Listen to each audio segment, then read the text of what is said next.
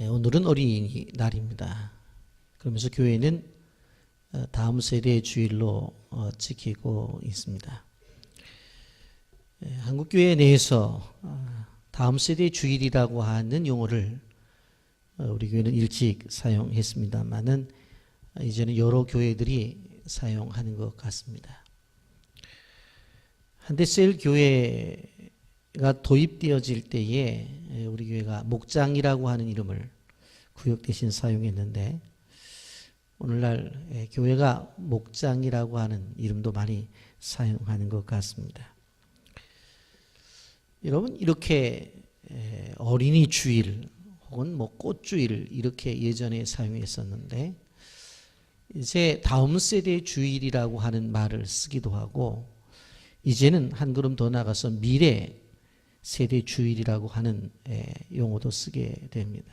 그 말은 뭐냐면 내일이 더 기대가 된다라고 하는 그러한 내용적 의미가 있다고 생각이 되어집니다. 다음 세대가 왜 중요한가? 여러분, 앞으로 30년 혹은 50년 후에 어떠한 나라가 될 것인가? 그것은 바로 지금 자라나고 있는 오늘 헌금 특성을 한 이런 다음 세대들이 어떤 사람이 되느냐에 따라서 이 나라 이 민족이 달라진다고 하는 것을 우리는 기억해야 되는 것입니다. 여러분, 미래를 예측하는 데 있어서 중요한 한 가지는 출생수인데 아시다시피 지금은 가정을 꾸며도 한 가정에서 한 자녀를 낳지를 않는 통계가 나옵니다. 그러면 노인 인구는 많아질 것이고 젊은이 인구는 적을 텐데 그 적은 젊은 사람들이 어떻게 그 많은 노인들을 케어해 나갈 것인가 하는 것은 이들이 어떤 사람들이 되느냐에 따라서 바로 사회를 책임지고 국가를 책임지는 그러한 사람들이 될 때만이 이 사회가 온전해지기 때문에 그렇습니다. 여러분, 우리의 선조 세대는 큰 일들을 했습니다. 일제강점기를 지냈고 6.25 동란의 시련을 겪어냈습니다. 풀뿌리를 캐먹던 그 가난한 시절을 새마을 운동을 통해서 바로 이겨냈고 올림픽을 치러냈으며 또 민주화에 자기 몸을 바쳐서 지금 이 나라는 그래도 민주화가 된 나라로 그렇게 알려져 있습니다. BTS 방탄소년단이 전 세계의 팬들을 열광시키는 그러한 나라로 끊임없이 부모 세대로부터 지금까지 헌신을 통해서 세워져 왔습니다. 여러분, 그렇다고 한다면 이 시점 속에서 우리는 성경의 말씀을 통해서 어떻게 하면 지금까지 하나님의 은혜 가운데서 잘 세워져 왔던 이 나라가 다음에 더 큰 하나님의 축복된 나라로 세워갈 것이냐라고 하는 생각을 해보고자 하는 것입니다. 여러분, 바벨론의 포로로 잡혀갔던 사람들 중에 몇 명을 선택해서 하나님은 그 사람들을 중심으로 큰 일을 하시기로 작정을 하셨습니다. 그 과정을 보면서 우리는 하나님이 사람을 선택하시고 그 사람을 소위 말하는 인재를 만드는 원리를 우리는 여기서 발견할 수가 있습니다. 저는 마음속에 소원하기는 우리 교회에서 자라나는 다음 세대들이 저들뿐만 아니라 저들의 가정 더 나가서 교회를 위해서 그리고 이 나라 이 민족을 위해서 인재들이 되어서 하나님께서 쓰실 수 있는 그러한 존재들이 되었으면 좋겠다 하는 생각을 하면서 오늘도 여러분들과 말씀을 나누면서 은혜를 나누고자 합니다. 첫째로는 뭐냐면 은혜로우신 하나님에 대한 열정이 있어야 된다라고 하는 것입니다. 여러분, 사람들이 그 인재를 쓰기 위해서 조건을 가지고 있는 사람들을 선별하게 되어지는데 얼마 전 정경련에서 삼성전자, LG전자, SK텔레콤, 현대자동차 등 국내에 있는 11개의 대기업의 인사 담당자들을 모았어요. 그래서 여러분들이 생각하는 그런 인재들이 어떤 사람들이냐. 왜냐하면 국가가 그런 사람들을 만들어내야 되기 때문에. 그랬더니 4가지를 얘기했어요. 첫째는 개인적인 역량이 있어야 된다. 그리고 두 번째로는 국제적인 감각이 있어야 된다. 그리고 세 번째는 원만한 대인관계, 사람과의 관계가 좋아야 된다. 그리고 개인적으로 올바른 가치관이 있어야 된다. 이 4가지를 이야기를 했어요. 그런데 이 인사 담당자들이 생각하고 이야기했던 그 내용들을 가만히 보게 되어지면 이거는 바로 어떤 조건을 갖추어야 된다고 하는 것들에 대한 이야기예요. 한마디로 말하면 세상에서 말하는 스펙을 이야기하는 것입니다. 집안의 환경이 좋아야 되고, 그리고 학교도 좋은 학교를 좀 나와야 되고, 그렇지 않더라도 개인적으로 보면 매력을 느낄 만한 그런 사람이 되어져야 된다고 하는 것이 이 인사 담당자들이 생각하는 이야기들이었습니다. 그러나 여러분, 하나님의 생각을 한번 보세요. 하나님의 생각은 세상 사람들이 말하는 생각과 다르다고 하는 거예요. 고린도전서 1장 27절부터 29절을 보면, 그러나 하나님께서 세상에 미련한 것들을 택하사 지혜 있는 자들을 부끄럽게 하려 하시고, 세상에 약한 것들을 택하사 강한 것들을 부끄럽게 하려 하시며, 하나님께서 세상에 천한 것들과 멸시받는 것들과 없는 것들을 택하사 있는 것들을 폐하려 하시나니, 이는 아무 육체도 하나님 앞에서 자랑하지 못하게 하려 하십니다. 하나님의 방법은 미련한 것들을 택해서 지혜로운 자들을 부끄럽게 하시고, 세상에 약한 것들을 택해서 강한 자들을 부끄럽게 하신다고 했어요. 세상에 천한 것, 멸시받는 것, 없는 것들을 택하셔서 있다고 큰소리치는 사람들을 무너뜨린다고 했어요. 여러분, 이 원리가 무슨 원리예요? 바로 은혜의 원리입니다. 은혜의 원리예요. 하나님께서는 은혜의 방법을 가지고 세상을 통치하시겠다고 하는 거예요. 여러분, 오늘 바벨론의 배경을 갖고 말씀이 전개되고 있는데, 이 바벨론이라는 하는 나라가 아수르를 정복하게 되어지고 605년에 애굽을 패배시킴으로 중동의 맹주국이 되어지게 되어집니다. 그런데 이렇게 점령을 했었을 때 거기에 좀 똑똑한 사람들을 골라서 포로로 잡아갔는데, 그때에 유대의 1차 포로로 잡혀갔던 인물 중에 바로 다니엘이 들어가 있습니다. 그런데 이 다니엘은 성경을 보게 되어지면 정부 고관으로 일을 하게 되어지는데, 또 신앙적인 관점 속에서 보게 되어지면 선지자적 사명을 가지고 예언의 말씀을 전하는 것을 볼 수가 있어요. 주전 539년에 페르시아라고 하는 이 나라가 바로 바벨론에 멸망을 당하게 되어, 바벨론이 이 페르시아에게 멸망을 당하게 되어지는데, 그렇게 나라가 바뀌었으면서도 거기에 바로 중요한 직분을 받아서 일을 했던 것을 바라볼 수가 있습니다. 여러분, 생각을 해보세요. 정권이 바뀌어요. 근데 더 나가서 나라가 바뀌어요. 그런데도 중심에 누가 있어요? 다니엘이 있어요. 지금 우리나라에 일어나고 있는 일들이 왜 이런 일들이 벌어지고 있어요? 정권이 바뀌었단 말이에요. 그러니까 생각이 다른 사람들이 정권을 가지고 일을 하다 보니까 먼저 정권을 갖고 있었던 사람들이 마음에 안 든다는 거예요. 그래서 머리 깎고 들어놓고 그러는 거예요, 여러분. 이런 고급 공무원일수록 정치 바람을 타는 것들을 볼 수가 있어요. 그런데 바벨론 출신도 아니고 포로였어요. 그런데도 불구하고 패망한 나라의 출신으로 왔음에도 불구하고 그가 승승장구할 수 있었던 한 가지는 다른 게 아니에요. 하나님의 은혜였다고 하는 것입니다. 고인된 강영우 박사님을 여러분들이 잘 아실 겁니다. 그가 죽음을 앞두고 이런 고백을 합니다. 나는 후천적인 시각장애인데 미국에 가서 공부를 하고 미국에 고급 공무원이 된 것, 이게 다 하나님의 은혜였다. 그럼 또 한 가지 고백을 해요.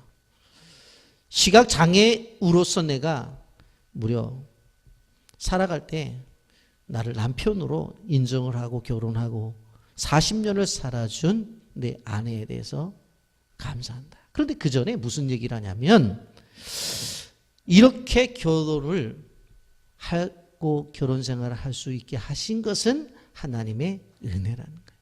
하나님의 은혜. 먼저 하나님의 은혜를 이야기하고 나서 그 아내를 향해서 뭐라고 말해요? 40년 동안 눈먼 나와 함께 살아준 당신에게 고맙게 생각한다, 감사하게 생각한다고 한 통의 편지를 쓰고 그가 죽음을 맞이합니다. 여러분, 얼마 전에 우리가 잘 아는 찬송 310장을 제가 들으면서 그 속에 담겨져 있는 은혜에 깜짝 놀랐어요. 여러분, 하나님의 은혜로 있을 데 없는 자 왜 구속하여 주는지 난 알 수 없도다. 왜 내게 굳세 믿음과 이 복음 주셔서 내 마음이 항상 편한지 난 알 수 없도다. 왜 내게 성령 주셔서 내 마음을 감동해 주 예수 믿게 하는지 난 알 수 없도다. 주 언제 강림하실지 밤에 혹 낮에 또 주님 만날 그것도 난 알 수 없도다. 다 알 수 없대요. 후렴 부분에 가서 보세요. 내가 믿고 또 의지하는 내 모든 형편 잘 아는 주님 늘 돌봐주실 것을 나는 확실히 아네.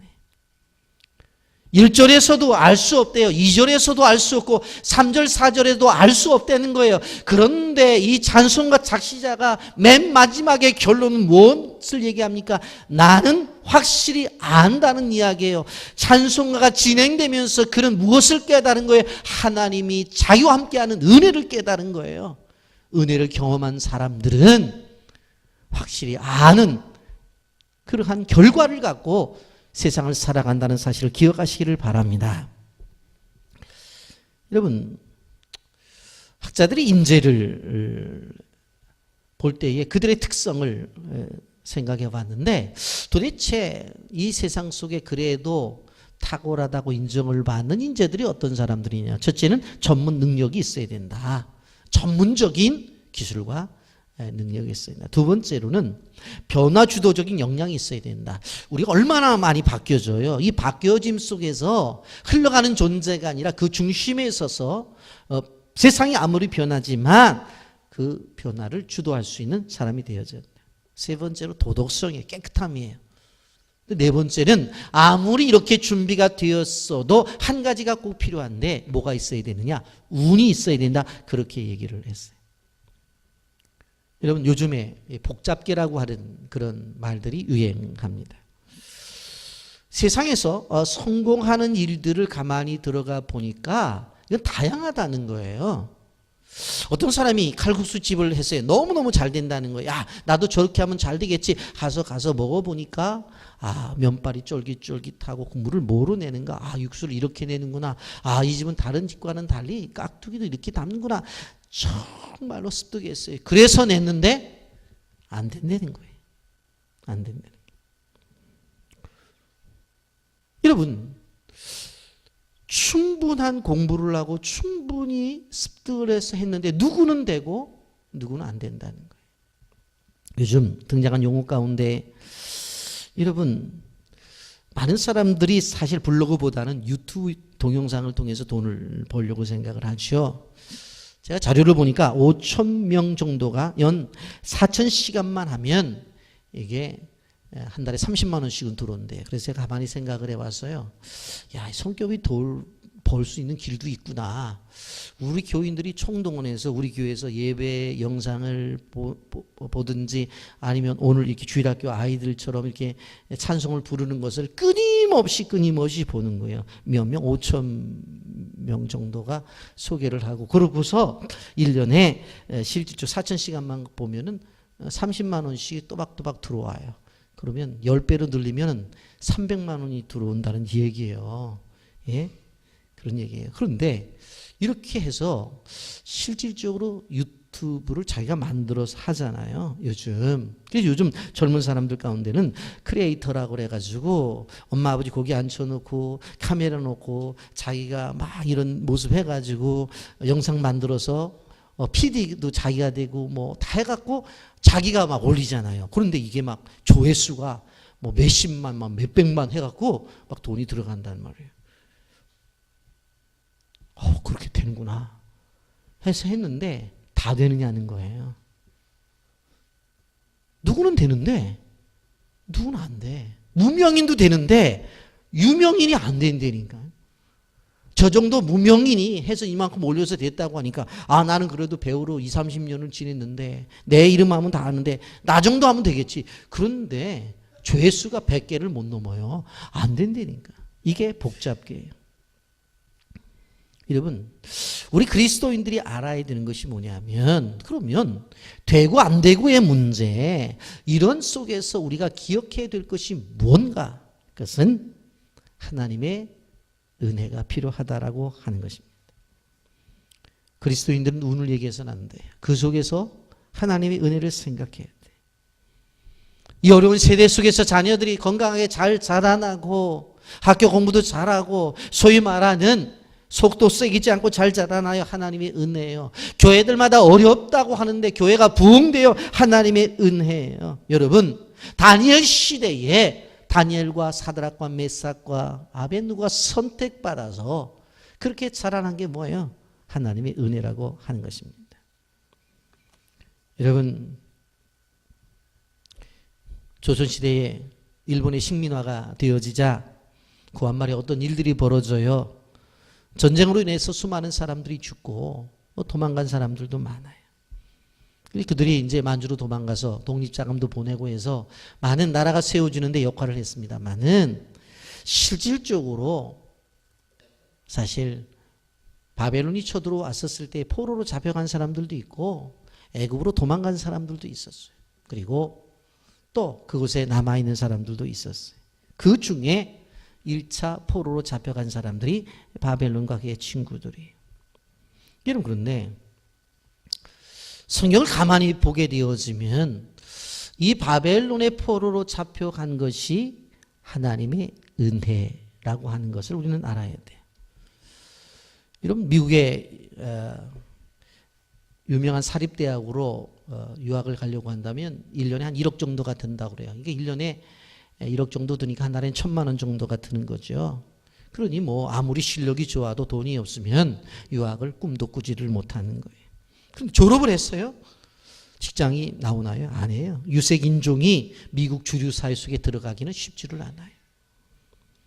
낙타가 바늘구멍으로 들어가는 것처럼 어렵다고요. 그런데 여러분 생각을 해보세요. 바벨론이 어느 날 침공을 하더니 다니엘을 데리고 가요. 그런데 어디 학교에 입학시켜요? 왕궁 대학에 입학을 시켜요. 등록금도 없어요. 최고의 대우를 해줘요. 그리고 먹고 마시는 것 한 푼 받지도 않아요. 여러분, 그리고 나서 졸업을 하니까 어떻게 되어집니까? 우리나라의 구급공무원 따기도 힘든데 보니까 바로 우리식으로 말하면 청와대 직원이 되어지는 거예요. 그리고 나중엔 그 나라의 총리까지 되어져요. 이게 하나님의 은혜가 아니고는 무엇으로 해석할 수가 있느냐는 거예요. 여러분, 다니엘이 상황이 좋아서 출세한 게 아니에요. 다니엘이 어떤 연줄이 좋아서 출세한 것이 아니에요. 다니엘이 어떤 개인적인 역량이 드러났기 때문에 출세한 것이 아니에요. 바로 그를 도와주시고 그를 인도하신 하나님의 은혜가 그를 만들었다고 하는 것입니다. 이 말씀을 생각하면서 우리가 기억해야 될 것은 하나님의 은혜면 세상에서 승리할 수가 있습니다. 세상이 아무리 문제가 많고 세상이 아무리 힘이 들고 세상이 아무리 타락했다 할지라도 그 속에서 하나님의 은혜가 있으면 그 사람은 그 속에서 하나님의 축복을 받을 수가 있다고 하는 것입니다. 여러분, 다니엘서 1장 4절 5절 보세요. 곧 흠이 없고 용모가 아름다우며 모든 지혜가 통찰하며 지식에 동달하며 학문에 익숙하여 왕궁에 설만한 소년을 데려오게 하였고 그들에게 갈대아 사람의 학문과 언어를 가르치게 하였고 왕궁대학에 입학을 했어요. 또 왕이 지정하여 그들에게 왕의 음식과 그가 마시는 포도주에서 날마다 쓸 것을 주어. 왕의 식탁에서 먹는 식단이 똑같아요. 왕이 먹는 거 이 아이들에게 똑같이 주라는 거예요. 주방에서 일하는 사람이 왕의 식탁과 다니엘이 먹는 식사가 똑같아요. 그리고 3년을 기르게 하였으니 3년 동안 그 안에서 공부를 해요. 그 외에 그들은 왕 앞에 서게 될 것이더라. 왕 앞에 서게 되어져요. 청와대 직원이 되어지는 거예요. 그것도 저 멀리 있는 게 아니라 왕 앞에 있으니까 왕 앞에서 왔다 갔다 하는 중요한 직분을 맡게 될 것이라는 거예요. 유학비 하나도 안 들었어요. 그런데 하나님이 공부시켜 주잖아요. 최고의 학문을. 그리고 그가 졸업을 하면 출세가 보장되어 있어요. 왕을 모시는 일을 하게 되어질 것이에요. 청와대 직원이 되었다가 나중에 총리가 되어져요. 여러분 세상 사람들은 야 재수가 좋구나 운이 좋았구나. 여러분들 이 다니엘을 보면서 운이 좋았다고 말할 수 있겠느냐는 거예요. 하나님의 역사는 운이 아니에요. 하나님의 역사는 은혜라는 거예요. 다니엘서 1장 17절에 하나님이 내 소년에게 학문을 주시고 또 서적을 깨닫게 하시고 지혜를 주셨으니 다니엘은 또 모든 환상과 꿈을 깨달아 알더라 그랬어요. 여러분 1장 17절 보세요. 하나님이 이 내 소년에게 학문을 주시고 공부를 할 때 잘할 수 있는 학문을 주셨다고 그랬어요. 서적을 깨닫게 하시고 책을 읽을 때마다 그 내용을 깨닫는 지혜를 주셨어요. 그리고 환상과 꿈을 깨달아 알더라. 누가 하셨다고 그랬어요? 하나님이 하셨죠. 여러분 기억해야 될 것은 하나님은 시대마다 인재를 선택해서 그 인재를 쓰신다고 하는 것을 여러분들이 기억하셔야 되는 것입니다. 그렇다고 한다면 나의 선택과 우리 자녀들의 선택이 이 시대 속에서 하나님의 눈앞에 들어 쓰임을 받아야 되겠다는 충분한 생각을 가져야 돼요. 여러분 우리 교회가 시작된 거 29년 전에 저 만수 1동 지하실 60평에서 시작이 됐잖아요. 뭐 식당도 있었던 것도 아니고 그냥 예배실 하나 딱 있었어요. 그곳에서 부흥이 돼서 옆에 벽을 헐고서 이제 그때부터 좀 식당도 있고 뭐 교육관도 있고 그런 생활을 하다가 여러분 여기 희망마트 213평으로 우리가 올 때도 하나님 은혜 주셨다고 왔습니다만 거기서 쫓겨나지 않았으면 여기 왔을까요? 그런 과정을 통해서 여기 왔잖아요. 근데 이제는 어떻게 되어져요? 논현동에 지하 2층에 지상 7층에 교회를 지어서 이사 가려고 준비를 하고 있어요. 다 하나님의 은혜. 다 하나님의 은혜. 힘들죠. 그러나 하나님의 은혜. 근데 이 어려운 과정 속에서 우리는 미전도 종족이라고 하는 분명한 아직도 복음을 듣지 못한 종족에 대한 관심을 가져서 필리핀 민다노의 빌란 종족과 인도네시아의 바두이 순다 종족, 캄보디아 끄렁과 브라우 종족 5개 종족을 입양하고 그들의 신앙과 그들의 삶에 대해서 책임지기 위해서 우리가 나가고 있잖아요. 그런데 이러한 모든 것을 해석할 수 있는 하나의 방법이 무엇입니까? 은혜. 교회 안에 뭐 똑똑한 사람들이 있어서 그걸 가지고 지금 모여갖고 계획을 짰습니까? 우리가 돈이 많기 때문에 그 돈 갖고 우리가 지금까지 선교해왔냐 이거예요. 아니에요. 하나님은 하나님이 하실 때 사람들이 생각하는 상식을 깨트려 버려요. 그리고 그걸 이루어요. 이유가 뭐예요? 하나님만 자랑하도록. 몇 사람 예를 들어볼까요? 노아를 한번 생각해 보세요. 노아. 여러분 방주를 만들고 노아의 가족들이 들어간 다음에 하나님이 비를 내려서 세상이 멸망했을 때 노아 가족만 구원받았잖아요. 그러면 노아 이야 대단하다 그런 생각을 가지잖아요. 한번 생각해 보세요. 노아가 방주 속에서 나온 다음에 한 일이 뭐냐? 창세기 9장 20절 21절. 노아가 농사를 시작하여 포도나무를 심었더니 포도주를 마시고 취하여 그 장막 안에서 벌거벗은지라. 아니 그런 구원의 놀라운 은혜. 세상에 있는 모든 사람들이 다 죽임을 당하고 자기 가족만 살았어요. 그러면 그때부터 아침에도 예배, 점심에도 예배, 저녁에도 예배, 밤에는 철야 예배, 새벽에는 새벽 예배. 이렇게 예배 드리며 살아야 되잖아요. 그런데 포도주 담아갖고 먹고 취해가지고 홀딱 벗었대. 이게 노아예요. 그리고 창세기 9장 24절 25절에 보면 노아가 술이 깨어 그 작은 아들이 자기의 행한 일을 알고 이에 이르되 가나안은 저주를 받아 그의 형제의 종들의 종이 되기를 원하노라 하고. 아니 그때 가나안이라고 하는 아들이 집에 들어가 봤더니 아버지가 얼큰하게 취해갖고 옷을 다 벗고 잔단 말이에요. 그 나와가지고 형들한테 아버지 저렇게 옷 벗고 술 취해갖고 잔다고 얘기했어요. 거짓말 아니잖아요. 사실을 얘기한 거라고. 뭐 잘못했어요? 그 자기가 잘못한 거잖아. 그러면 얘들아 미안하다. 애비가 돼갖고 이게 무슨 꼴이냐. 앞으로 절대로 술 안 먹을게. 이런 나쁜 짓 안 하게. 그래야 되는데 그것을 알렸다고 해서 뭐라고 그래? 가나안은 저주를 받아. 너 저주받아. 그리고 형들의 종의 종이 될 거예요. 이게 아버지가 할 태도입니까? 그리고 950세까지 살았어요. 그랬는데 120년 동안 방주를 지으면서 전도했는데 누구만 전도했는 줄 아세요? 자기 마누라하고 자기 애들 셋하고 며느리 셋밖에 전도 못했어요. 바깥에 사람 하나도 전도 못했어요. 여러분 그런데 이 노아를 향해서 하나님이 뭐라고 말씀하세요? 여러분 창세기 6장 8절 말씀 보세요. 다 같이 읽어봅니다. 시작. 그러나 노아는 여호와께 은혜를 입었더라. 아멘입니까?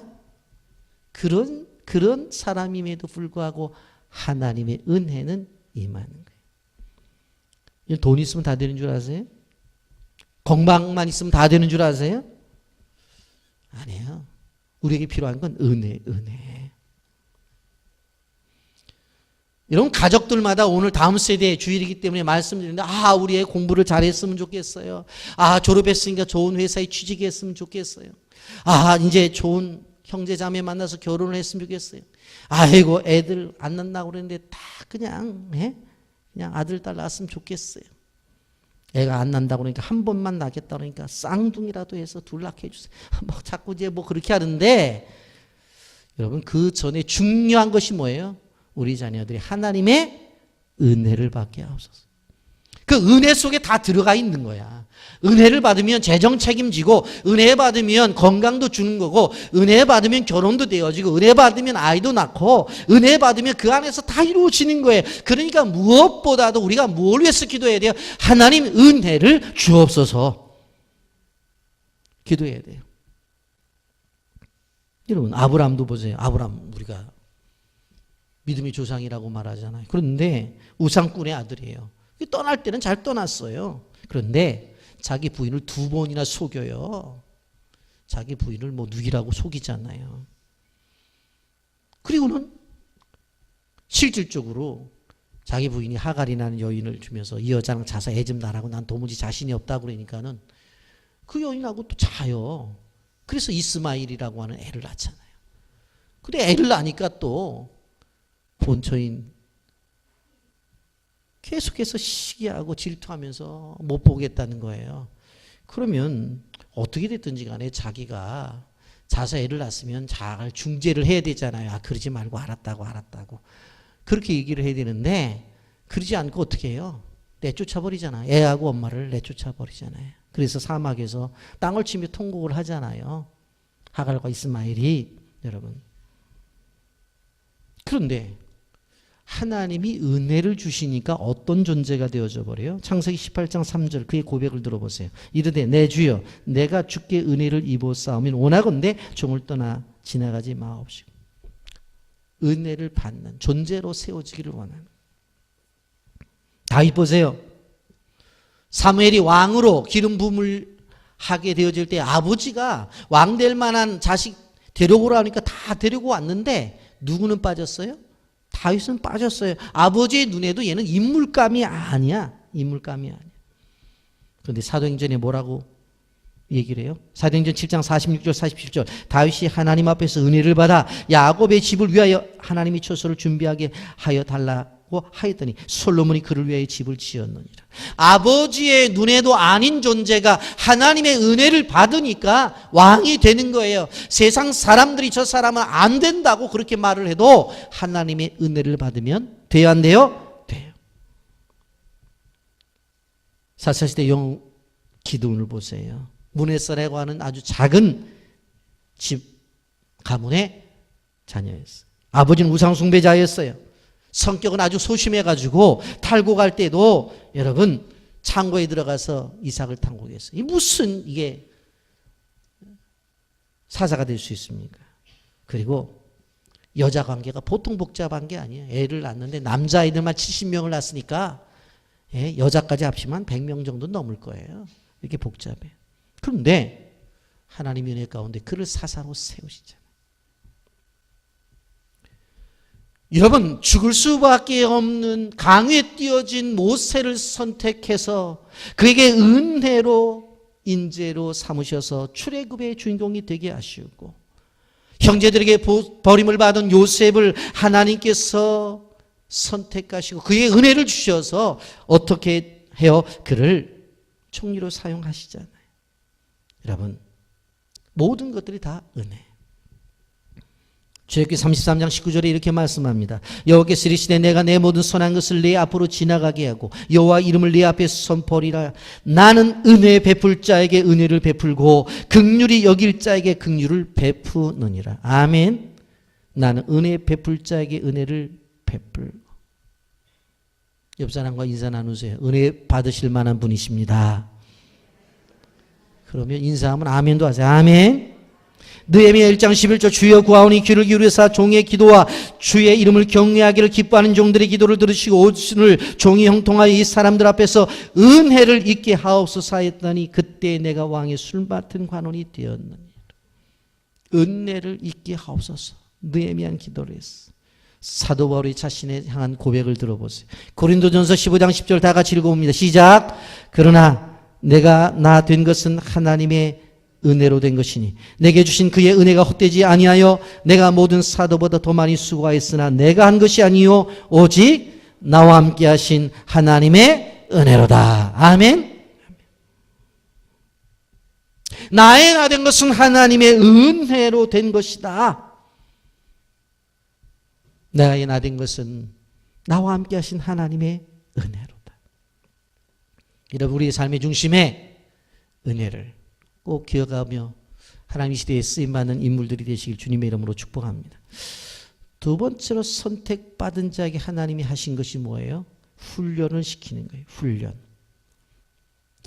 한국 최초 기업인으로 2001년도 세계 100대 IT 리더로 선정된 분이 계십니다. 김홍기 씨라고 하는 분입니다. 그분에게 물어봤어요. 오늘날의 이 시대에 인재를 얘기한다면 그 인재상을 세 가지로 말한다면 당신이 무엇을 이야기하겠느냐. 당신이 이 시대 속에서 정말 IT 세계 100대 리더로 선택을 받았는데 그 사람이 제일 먼저 한 것이 뭐냐면 스페셜리스트예요. 자신의 분야에서 최고의 전문가가 되어져야 됩니다. 스페셜리스트. 그리고 두 번째 제너럴리스트를 얘기했어요. 한 가지만 잘하는 것이 아니라 다른 것들도 동시에 잘해야 된다.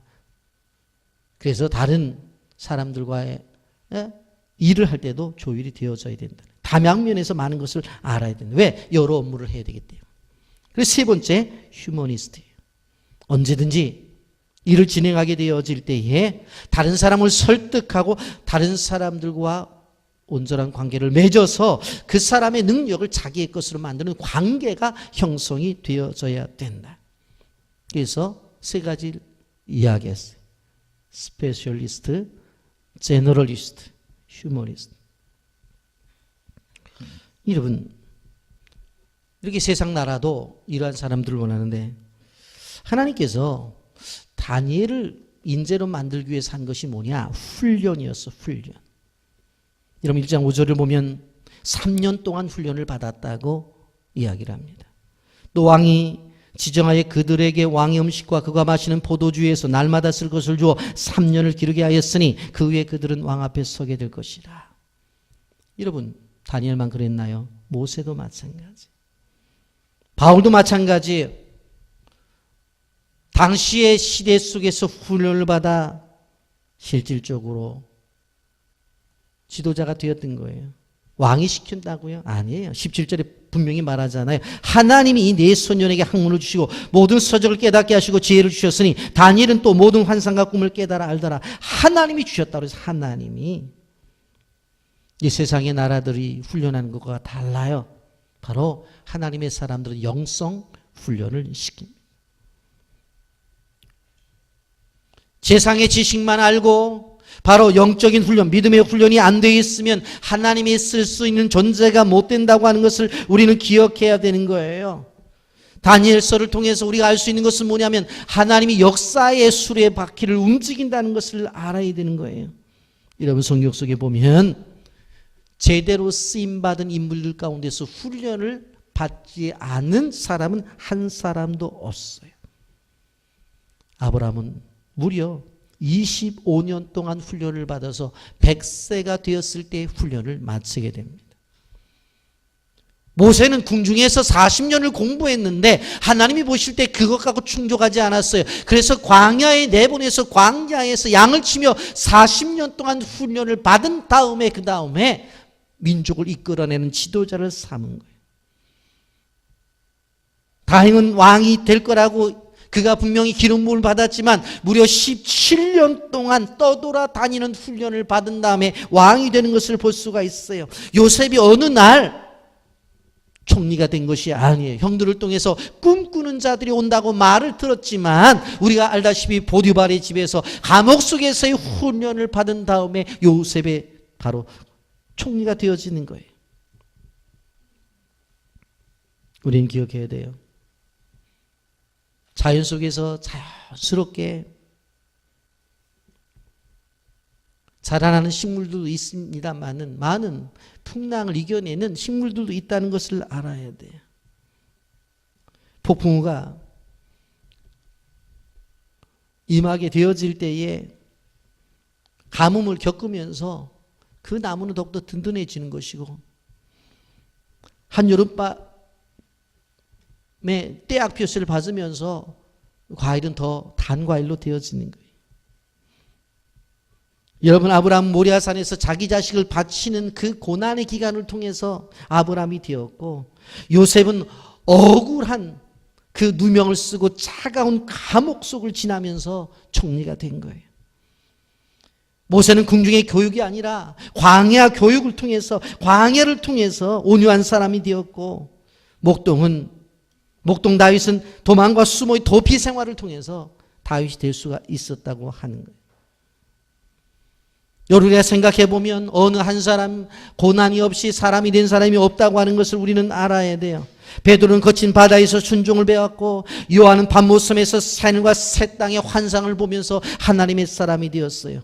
바울은 자신을 멀게 한 그 한 빛 속에서 그리스도를 만났고 예수님은 십자가의 쓴잔을 마시면서 그 죽음 속에서 부활의 영광의 축복을 받게 되었다고 하는 것입니다. 여러분, 풍부한 물이 있는 곳에서 자라나는 나무는 뿌리를 깊게 내리지 못합니다. 그러나 사막에서 자라난 나무는 뿌리가 깊어요. 뿌리가 깊지 않는다고 하는 것은 폭풍우 속에 쓸려버린다는 이야기죠. 그러나 뿌리가 깊이 박혀져 있는 나무는 웬만해서 쓰러지지 않는다는. 로마서 5장 3절 4절을 보십시오. 다만 이뿐 아니라 우리가 환난 중에도 즐거워하나니 이는 환난은 인내를, 인내는 연단은 소망을 이루는 줄 압니다. 하나님의 일꾼, 하나님의 사람은 훈련을 통해서 길러지는 거예요. 여러분이 지금 훈련의 시간이 있다고 한다면 너무 낙심과 좌절하지 마세요. 때가 되어지면 하나님께서 멋진 사람으로 들어 쓰실 것이기 때문입니다. 그걸 기대하십시오. 영상 보고 말씀 계속하겠습니다. 결코 길지 않은 31년의 세월, 그 절반의 생애 동안 자신의 젊음과 열정을 조선이라는 작은 나라에 바친 선교사가 있었다. 목표만을 바라보고 창공을 가로지르는 독수리처럼 오로지 하나님의 뜻만을 바라보며 조선을 섬긴 호러스 그랜드 언더우드. 1885년 조선의 첫 발걸음을 내디딘 후, 그리고 그가 떠난 지금도 여전히 그의 섬김은 한반도 곳곳에서 나타나고 있다. 1859년 7월 영국 런던에서 6남매 중 넷째로 태어난 언더우드 선교사. 외증조부였던 알렉산드 와우의 믿음은 언더우드가의 3대째 내려오는 유산이었다. 주일 아침이란다. 어서 일어나렴. 깨끗이 씻고 가장 좋은 옷을 입으렴. 언더우드의 아버지였던 존은 신실한 신앙심을 지닌 평신도였다. 주일이면 어김없이 자녀들과 예배를 드렸는데 아이들이 전심으로 예배를 드릴 수 있도록 배려하는 것을 잊지 않았다. 오늘 설교 내용이 무엇이었는지 엄마에게 말해주지 않으련, 언더우드? 오늘 설교 내용은 정말 놀라웠어요. 모세가 지팡이로 홍해를 쳤더니 하나님이 홍해를 가르셨어요. 그래서 애굽의 땅에서 이스라엘의 백성들이 안전하게 탈출할 수 있었대요. 하나님이 왜 홍해를 가르셨을까? 하나님은 자신의 백성을 위해서 못하실 게 없는 분이에요. 저도 그 놀라운 사랑을 받은 이스라엘 백성처럼 하나님의 아들이 되고 싶어요. 평신도로서 자녀를 섬긴 존과 엘리자베스. 그들의 믿음이 언더우드를 조선의 땅으로 보내는 씨앗이 되었는데, 그러던 1865년 그들 가정에 엄청난 시련이 다가온다.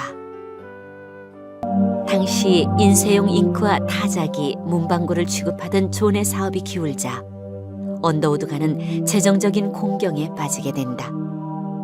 그런 와중에 언더우드의 어머니 엘리자베스가 하나님의 부름을 받는다. 어머니 눈 좀 떠보세요. 어머니. 언더우드, 하나님의 때가 있단다. 엄마는 이제 하나님 곁에 가게 될 거야. 그만 올렴. 금방 다시 만날 거야. 아내의 죽음과 사업의 실패로 낙심하던 존은 미국으로의 이주를 결심하게 된다.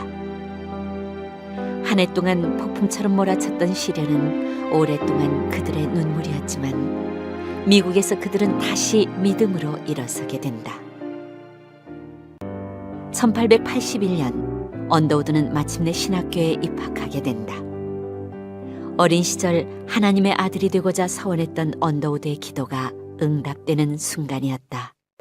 그러던 중 1883년 겨울, 일본을 섬기고 있던 엘트먼 목사가 뉴 브론즈윅의 선교 지원자들을 모아놓고 하나의 보고서를 읽어주게 된다. 서양 세계에 드디어 문을 연 알려지지 않은 한 나라가 있습니다. 조선이라고 들어보셨습니까?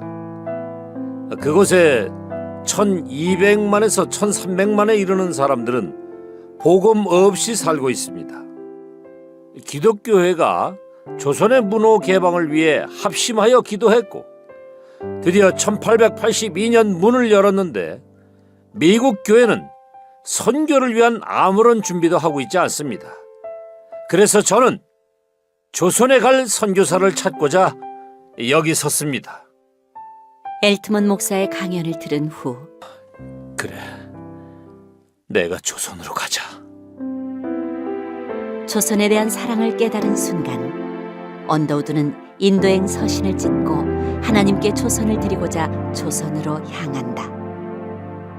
젊은 선교사의 헌신이 시작된 것이다. 여러분, 어렸을 때 언더우드가 부모님에게 신학의 교육을 받았고 아버지의 사업 실패와 어머니의 죽음, 영국에서 미국으로의 이주, 이런 것은 삶을 통해서 그런 훈련과 교육을 받은 것입니다.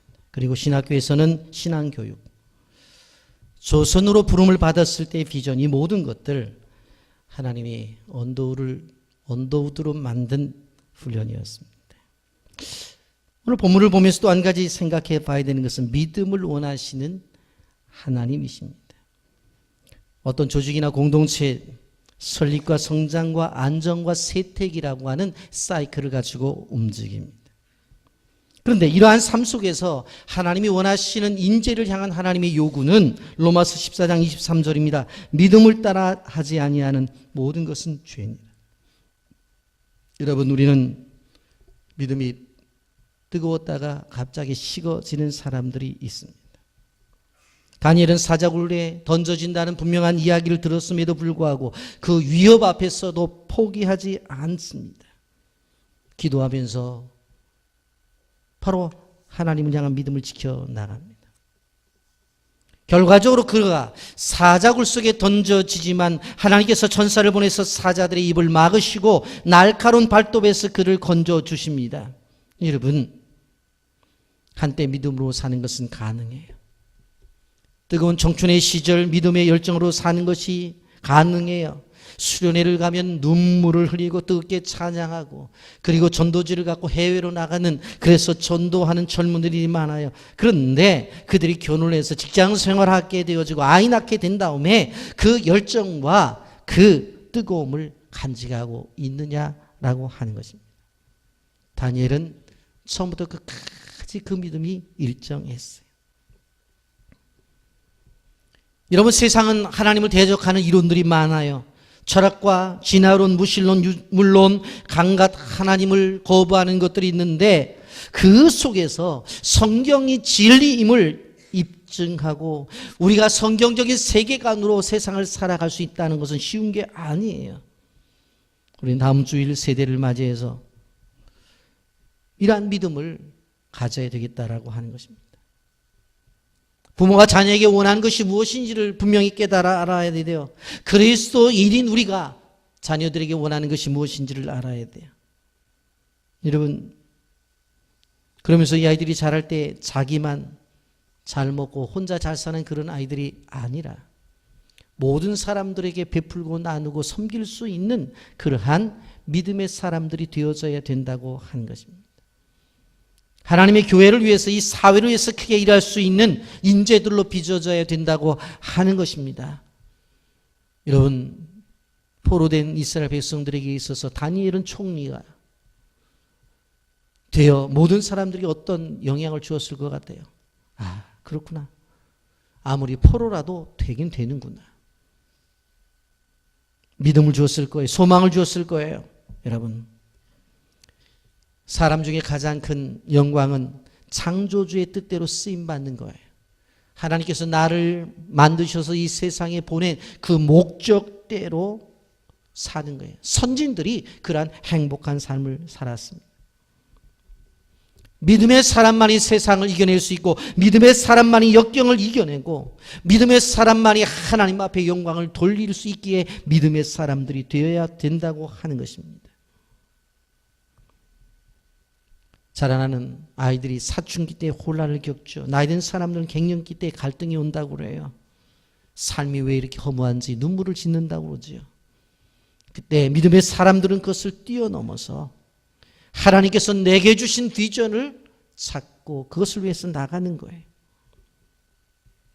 여러분, 하나님이 은혜로 키우고 하나님이 훈련을 시키면서 하나님을 향한 믿음이 있다고 한다면 이 시대가 어렵더라도 해낼 수 있다고 하는 거예요.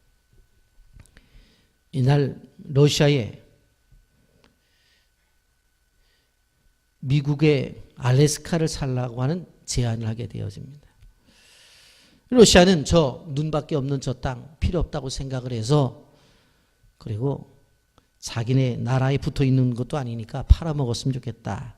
그래서 제시한 금액이 720만 달러. 제가 그저께 들어가 계산해 봤더니 83억 5,560만 원이었어요. 그런데 미국 의회가 모였을 때 다 반대를 했어요. 그때의 재무장관이었던 윌리엄 시 워드라는 사람들이 나타나서 의원들을 설득해요. 여러분, 나는 눈 덮인 알래스카를 보고 그 땅을 사자는 것이 아닙니다. 나는 그 안에 감추어져 있는 무한한 보고를 보고 사자는 겁니다. 나는 우리의 세대를 위해서 그 땅을 사자는 것이 아닙니다. 나는 다음 세대를 위해서 그 땅을 사자는 것입니다. 결국 그 설득에 의해서 알래스카를 사게 되었죠. 사실 땅을 산 것이 아니라 비전을 산 것입니다. 지금을 생각하지 않고 미래를 산 거예요. 자신들을 생각한 것이 아니라 다음 세대를 생각한 것이에요. 결과적으로 어떻게 되어집니까? 알래스카는 미국 안보에 있어서 중요한 땅이 되었을 뿐만 아니라 그 땅 속에 묵혀있는 수많은 지하 자원이 매장이 그들에게 있어서 보석 같은 땅이었습니다. 오늘도 마찬가지입니다. 지금은 알 수 없어요. 그러나 미래를 우리는 바라봐야 돼요. 멀리 보고 결정해야 돼요. 우리 교회 성전도 마찬가지예요. 제가 담임 목사인데 고민 안 했겠어요. 여러분, 우리 세대는 이 3, 4층이면 충분했어요. 그런데 앞으로 오는 세대는 차가 없으면 움직일 수가 없는 세대가 와요. 주차장 있어야 되고, 아이들을 적게 낳기 때문에 그 아이들이 얼마나 귀중한지는 몰라요. 그래서 예전에는 그냥 한 칸에 집어넣고 지지고 볶고 지금은 그런 세대가 아니에요. 그 하나를 가치 있고 귀중하게 여기는 그런 환경을 만들어 줘야 되는 거예요. 저는 그렇기 때문에 본당도 중요하지만 이사가면 교육관이 중요하다라고 하는 것이 교실마다 다 공기청정기 주어서 공기가 신선해야지 되지. 그렇지 않고는 애들 안 보내요. 모든 것들이 앞으로 오는 세대들에 맞춰서 교회가 움직여줘야 되는 거예요. 우리가 불편한 게 뭐가 있었어요. 그러나 이제는 불편한 때가 오기 때문에 불편하지 않은 곳으로 움직이는 거예요. 미국의 알래스카를 사도로 역사하셨듯이 하나님은 미래를 보게 하셔요. 우리 교회로 하여금 이전하게 하시고, 그리고 하나님의 목적과 계획을 우리에게 주셔서 지금이 아닌 지금의 우리가 아닌 다음 세대를 향해서 준비하시고 계신다는 사실을 기억하면서 오늘 다음 세대 주일을 맞이해서 미래를 내다보는, 앞의 세대를 내다보는 주의 백성들이 되기를 예수님의 이름으로 축복합니다. 아멘. 거룩하신 하나님 아버지 은혜와 사랑을 감사합니다.